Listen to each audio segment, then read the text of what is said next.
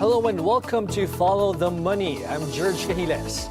Join us as we explore the tools and insights you need to jumpstart your financial journey.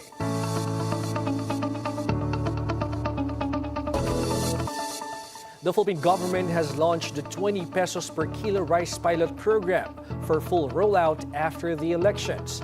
It is an ambitious campaign promise that seeks to alleviate the financial burden on households and ensure food security. But behind the promise lies a question. Is this policy helping our farmers or hurting them? To look deeper into these issues, we are joined by a key figure in the agricultural sector, a vocal advocate for policies that support local farmers and ensure food security. Welcome to Follow the Money, Engineer Rosendo So, the chairman of the Samahang Industriya ng Agrikultura or SINAG. Good afternoon, sir. Good afternoon. Okay, sir, simulan natin. Let's start by asking you, is the 20 peso per kilo rice program helpful to our farmers, or is it something that will burden them? Yeah, I think the 20 pesos program of the government is a subsidy program. Ibig sabihin nun, the government will give additional fund for the subsidy for the consumer. So they will buy at 33 to 35 pesos and subsidize it and give it to the consumer at 20 pesos. So we don't think that it will affect the miller or the farm gate price if the government still buy at 20 pesos of palay from the farmers. But sir, what are the possible challenges or the key challenges in scaling this initiative nationwide? Of course, this is a targeted for some, I think, senior citizen, PWD, and some who cannot buy the 35 pesos of rice. So, ang problema natin is baka hanapin ng other consumer. Bakit specific na tao lang ang pwedeng makuha?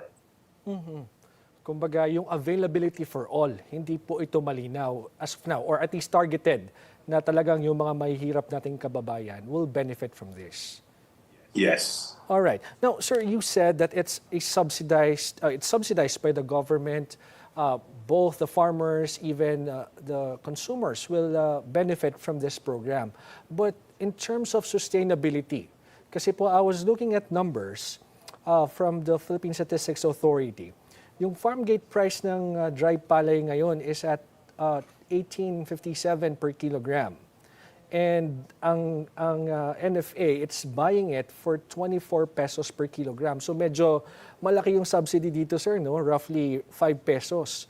Iba pa yung ibibigay dahil nga bibebenta ng 20 pesos per kilo sa mga kababayan natin. You think it's sustainable? Do you think the NFA has enough budget to do this? Yeah, you're talking about palay. Yes, sir. Correct. That yung price ng 18.50 is a farm gate price. Delivered to NFA is around 20 pesos. So, pag nagiling yan, around 35 pesos yan. So, ang subsidy ng government ng NFA is around 15 pesos. So, yun ang mawawala sa government. But do you think it's sustainable if they will do it in that scale, on a national scale, sir? Yeah, akong target sa tingin natin kaya naman. Pero kung maramihan, medyo mahirapan kasi ang budget is, I think, around 5 billion initially. So, baka it will only cover around, if that will extend up to end of the year, this will only cover around 8 to 10% of the total consumer.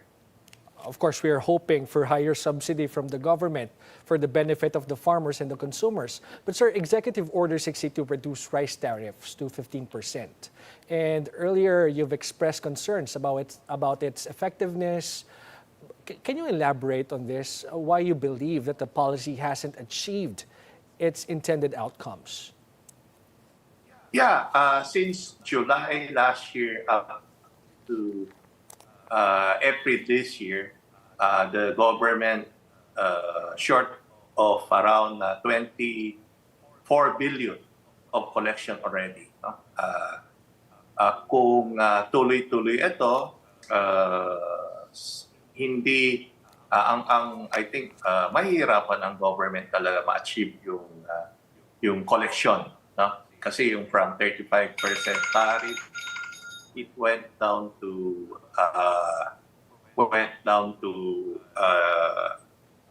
15% tariff. So malaki yung nawala, no? Pero kung makikita mo yung price of rice did not went down, no? Yung price kasi ang ini-import dun yung sa imported is 5% broken. Not the 25% na kino-consume ng binebenta at 35 pesos. So it's apple and sabihin natin orange and apple yung Pinagko-compare. i-compare natin. So ang tingin namin dapat itaas ulit yung tariff, i-kolekta na lang, and yung mako-kolekta na tariff for the farmers kasi yun ang kino-consume ng majority of consumer.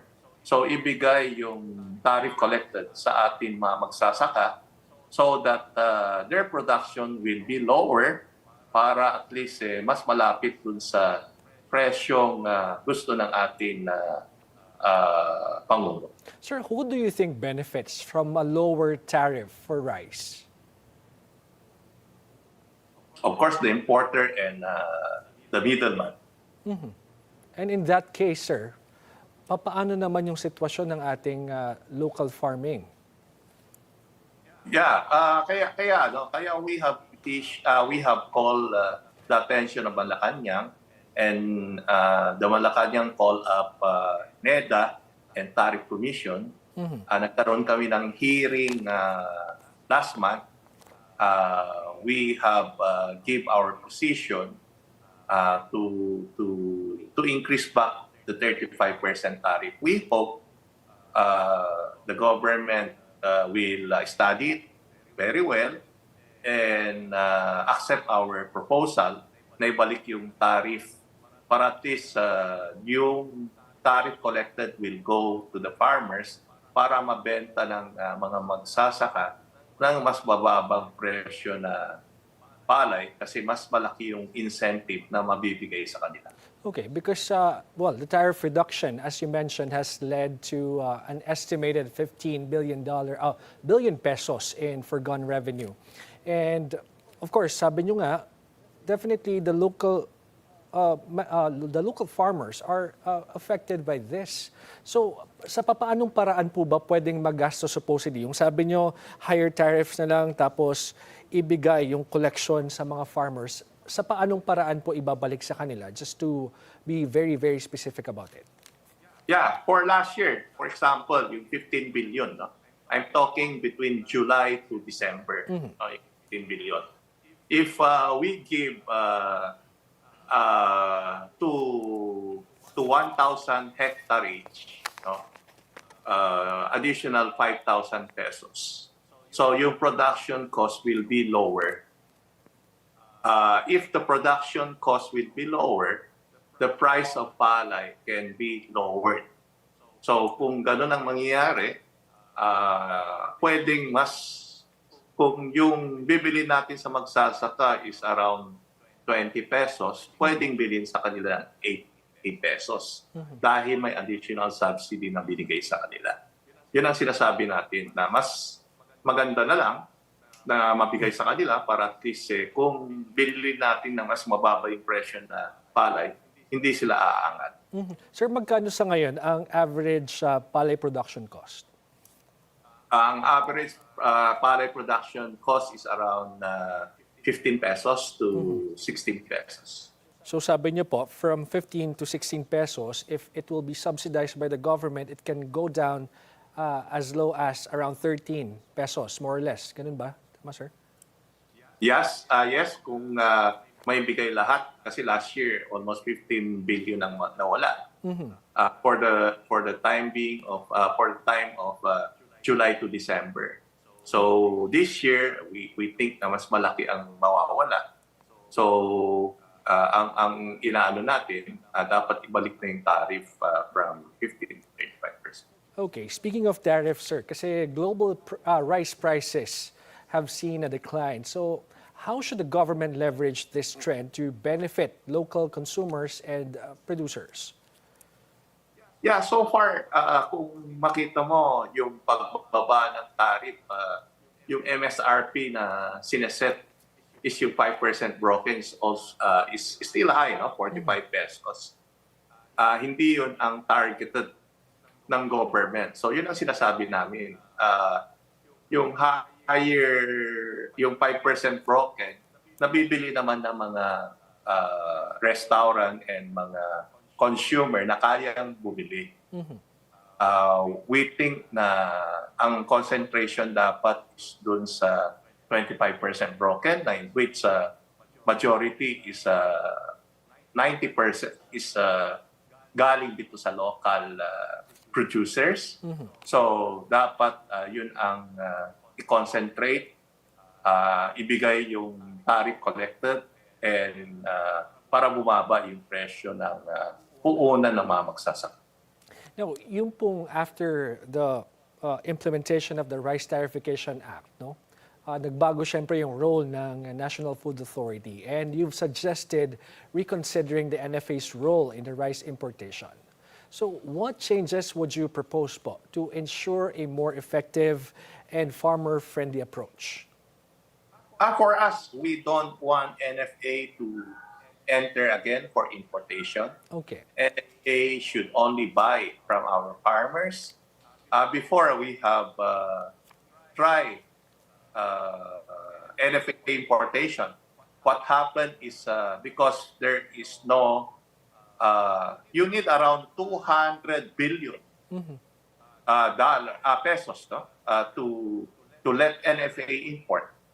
So kung wala kang ganung kalaking pondo, ang mangyayari, ibebenta rin ng NFA sa mga importer. So yun ang nangyari dati. For the past year, ang ginagawa ng NFA import is let importer import, they just issue permit. So walang kwenta yun. Ang nangyayari is additional layer of corruption. So we think na yung import is let the private import and let NFA buy from our local farmers and distribute it, no, to the FTI. Okay. Yun ang tingin natin na mas maganda. Okay, the Basagana program aims to boost rice production, sir. And what lessons can be drawn from its history to inform current agricultural policies? I think irrigation, yun pa rin ang very important factor because we need water to produce palay.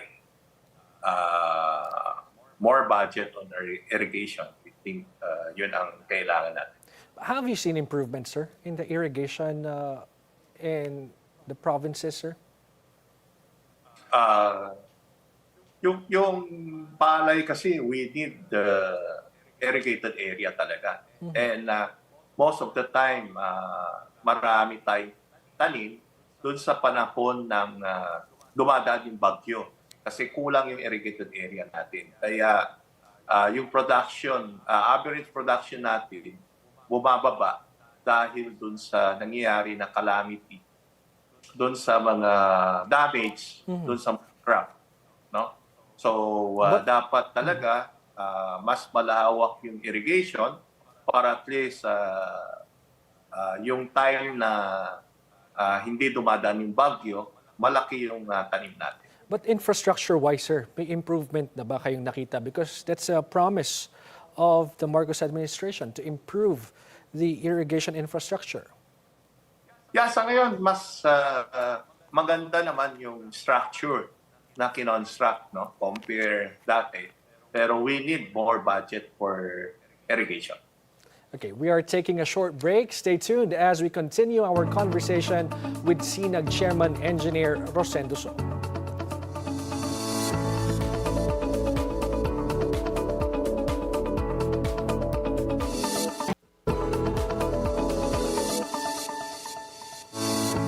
Welcome back to Follow the Money and our discussion on the agricultural landscape with the chairman of the Samahang Industriya ng Agrikultura, Engineer Rosendo So. Sir, let's now talk about the other factors affecting the price of rice. I'm talking about the illegal activities like rice smuggling and hoarding. And they have been persistent, sir. Alam na alam po ninyo po yung problema na yan. So, how will you assess the government's efforts to combat these problems? So far, for rice, we check with the United Nations record and our import. Much better for this 2024 na yung smuggled nabawasan dun sa rice. Maybe because of the yung batas natin sa economic sabotage, no? Yung mga tatangka na mag-smuggle ng agricultural product, medyo natakot yung ibang smuggler. So they rather smuggled other commodities than agri. So yun ang nakita natin, no? So yung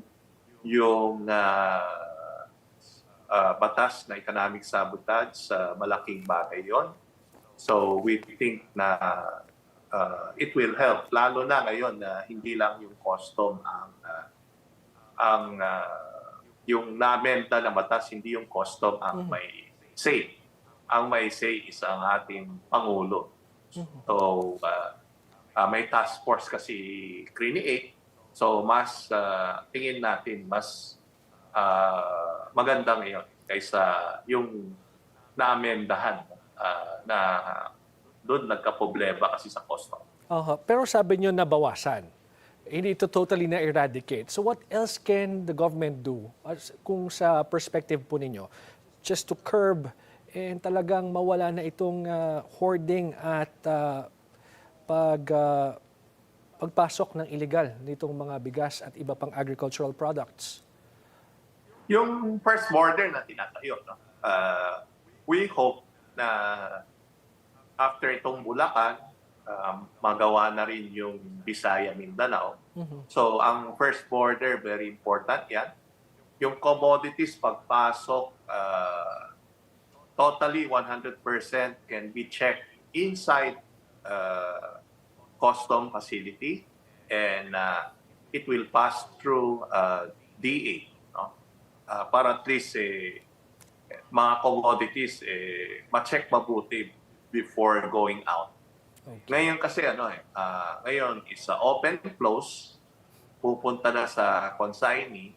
So yun ang maraming nakalusot pa, no? Yung mga fish, yung other commodities. Yung rice medyo malaking na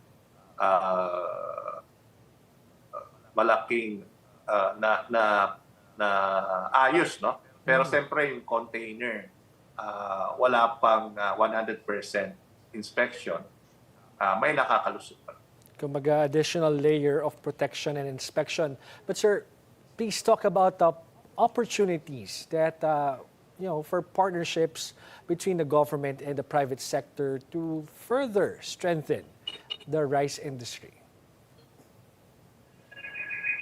Yeah. For